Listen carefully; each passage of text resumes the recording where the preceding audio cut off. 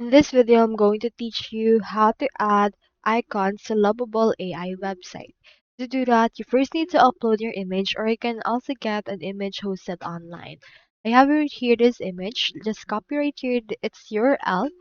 Right click and then click on copy from there.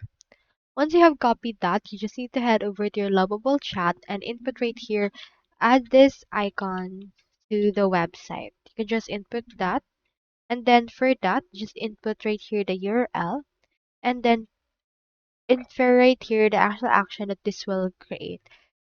When someone created or when someone click on this icon, they will be redirected to something. You can just input that. Once you have your actual prompt, just send it to Lovable. And after that, this will actually thinking for a while. And then after it's think, you can head over and see that it will actually edit the actual details right here. It will download first an icon. And once it's done, you should be able to have it ready into your site. And as you have noticed, here we have the icon right now.